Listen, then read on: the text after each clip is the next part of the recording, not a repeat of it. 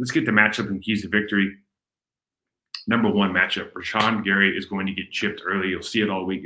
Hawkinson was chipping, chip and check down. Okay, he's going to get chipped early and often in this game, talking about Rashawn over there against the backup tackle. How does that team respond? How do we move him around? Do we give him opportunities at different positions? I always talk about going down to the right guard position potentially on this team. Talking about the Minnesota Vikings offensive line. Christian Darrisaw is a great player, but he's put some opportunities on tape. And so I'm looking for how the team plays Rashawn versus O'Neill's backup. Then I'm also looking for Preston Smith and on Christian Darrisaw. I think Preston Smith has proven this year that he can beat anybody in the league. He's having an excellent season. He's having an excellent season from a pressure and sack standpoint.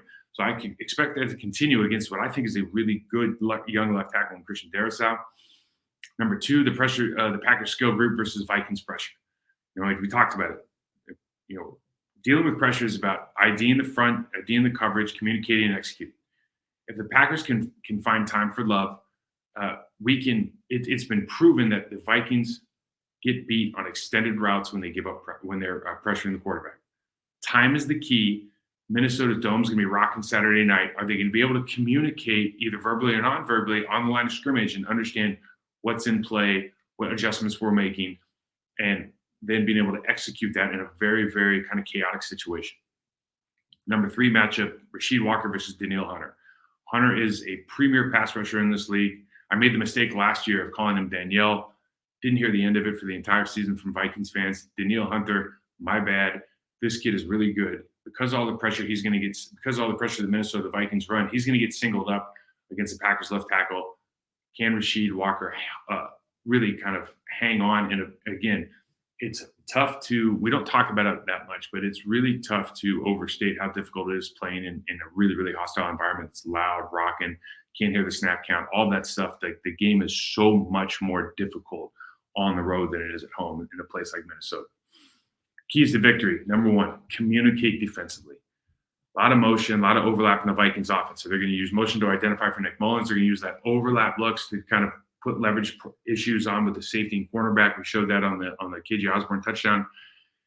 If the Packers don't communicate, if the Packers don't stay on script from a defensive secondary standpoint, Nick Mullins starts looking like Kirk Cousins. And if Nick Mullins looks like Kirk Cousins in this game with their defense, we're in trouble.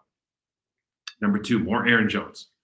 Last week, I think Aaron Jones got 127 yards-ish on the ground. Really the lighter fluid for this offense, though. I mean, if you just think about it from game one, when he's in there, things are happening. When he's not, we have problems. The Vikings are really good against the run.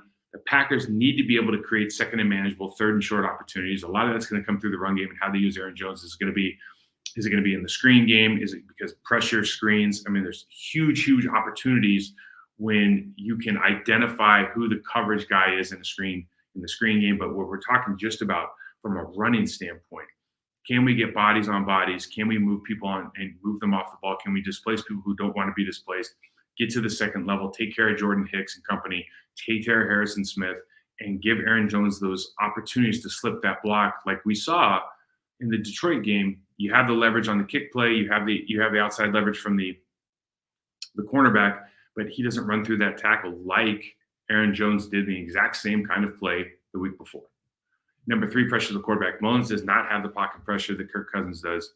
Can we take advantage of that? Can we get him on the ground early and often? We change the dynamic of this game. I think one of the biggest things with this game for me is that it just really stood out how little the Minnesota Vikings were interested in running the football against the Detroit Lions. And they just didn't have a lot of success. It looked like a different offensive line. Obviously all the things pile up, and it does matter. And so who's running the football, as we know, matters. I think last week, Aaron Jones has 4.8 yards to carry, something like that. But I think AJ had 1.7. Now, a lot of that's to do with short yardage and whatnot. But you understand that the narrative there is when you're watching tape and you see one guy do it, you go, it builds confidence. If you see one guy running the football against him or not running the football against him, it builds confidence for that offensive or defensive side, particularly down in the trenches. So this is going to be a good game. When you talk about a 2-point spread at home for Minnesota, it's a coin flip game, right? So this is one of those, for me, I think the offense is building. It'll be really interesting to see how the team, there's two things going on because you got the Devondre Campbell statement. So he's out. Maybe Isaiah McDuffie's just playing the rest of the season. Because for me, the Devondre Campbell stuff and not playing hurt and all this kind of stuff and having feeling like they had to go out. We addressed that a little bit last week, but really when you sit and think about the last 2 weeks and defensive leaders, locker room leaders speaking out in different ways or acting out in different ways. The Devondre Campbell situation for me is, I think it's more problematic in terms of, I think he's making a real statement about the state of the team or the state of his relationship with the staff or something, because, and I probably personalize that because I went through a very similar thing. But for me, I'm putting him on IR. Like, oh, you think you're hurt, you don't want to play? Okay, we're gonna agree with you, and we're gonna put you on. We're gonna take you out of the equation so that you feel like you can heal up, and you can also feel like we respect that you've been busting your ass for us. So I think there's an issue. There's like an opportunity there for them to really show how they care about these players. If in fact he just can't play anymore, there's 2 more games left. I can't play. I'm not going to give you what you want. So I shouldn't be in the game, because he definitely has more than a competent backup in Isaiah McDuffie. Now the other side of that is with Zaire and his comments over the course of the season. It feels like it's a different conversation, right? Like when I see some of the stuff that comes out of his mouth, I think back to a couple guys that I play with. I don't want to mention names right now, that are wearing the sunglasses, wearing the funny hats, and doing all, not funny hats, but back in the day, funny hats, but wearing all this, kind of presenting this and brand awareness and the look at me, that all of that stuff. And then having some unsettling, offhanded kind of, oh yeah, I mean, I guess we had an okay game plan. I guess, I guess we just got to run what's called, and all of that, and choosing to put yourself out there and then choosing to address it in that manner. Like I see that different than Devondre being generally upset that he feels like he's busting himself. He's playing hurt. He's doing all these things, and he's not being appreciated. So there's kind of 2 things going on. How they react to it, it'll be, and continuing, and the Joe Barry stuff, and how they react to all that offensively and defensively, I think will be the determinant of this game. Close one. Listen, next time we do this show, I'll be back in the States for the recap of this Minnesota game.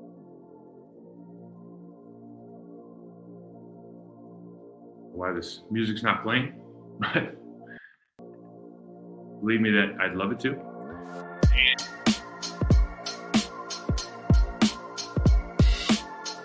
And listen, hit that subscribe button, rate, and review on our YouTube channel. Thanks for watching, guys.